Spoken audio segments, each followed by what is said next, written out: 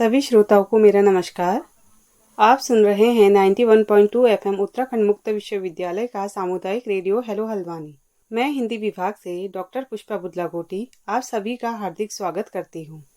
आज हम आधुनिक हिंदी कथा साहित्य के अमर पितामह और मानवता के पुजारी मुंशी प्रेमचंद जी की पुण्यतिथि पर उन्हें सादर नमन करते हैं।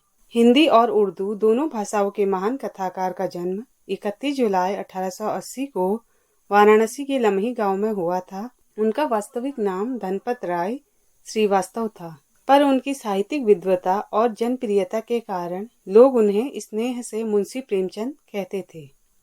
प्रेमचंद की प्रारंभिक कहानियां उर्दू में प्रकाशित हुई।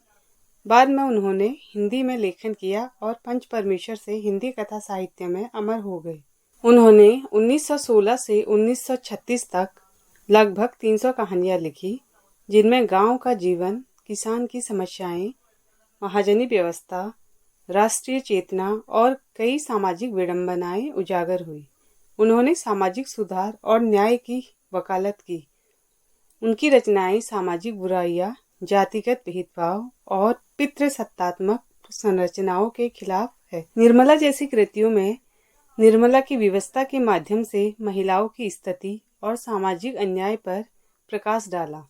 उनकी लेखनी ने भारत के गांव, खेत मजदूर, किसान और नारी सभी के हृदय की पीड़ा को शब्द दिए। उनकी कलम ने सत्ता से नहीं बल्कि जनता से संवाद किया। उनकी साहित्य का केंद्र वही बन गया जो समाज में उपेक्षित था, चाहे वह गोदान में किसान की करुणा की बात हो या कफन में गरीबी का कटु सत्य या ईदगाह में मासूम हामिद की हृदय ममता। वे इन पात्रों के माध्यम से यह संदेश देने का प्रयास करते हैं कि सभी मनुष्यों को समान अधिकार और सम्मान मिलना चाहिए। ये सब प्रेमचंद के शब्द नहीं बल्कि जीवित समाज की धड़कनें हैं। उनकी कहानियों के नायक कोई राजा महाराजा नहीं बल्कि वही साधारण इंसान है जो समाज के बीच जूझता और जीता है। उनका कहना था, साहित्य का कार्य केवल मन बहलाना नहीं बल्कि मनुष्य को जगाना है।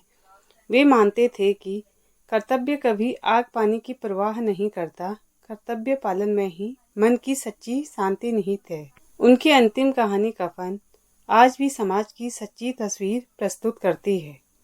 कफन एक छोटी लेकिन प्रभावशाली कहानी है, जिसमें एक गरीब बाप बेटे की कहानी है जो अपनी मरी हुई पत्नी माँ के लिए कफन खरीदने के बजाय शराब पीने का फैसला करते हैं।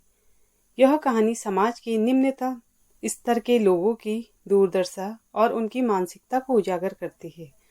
उनकी कलम ने अन्याय के विरुद्ध आवाज उठाई और यह सिद्ध किया कि परिवर्तन शब्दों से भी संभव है। प्रिय श्रोताओं, मुंशी प्रेमचंद भले ही 8 अक्टूबर 1936 को इस धरती से विदा हो गए हो, पर उनकी रचनाएं आज भी जीवित है। वे समय कहते हैं, साहित्य का उद्देश्य केवल मनोरंजन नहीं बल्कि समाज सुधार है। और सच ही तो कहा था उन्होंने।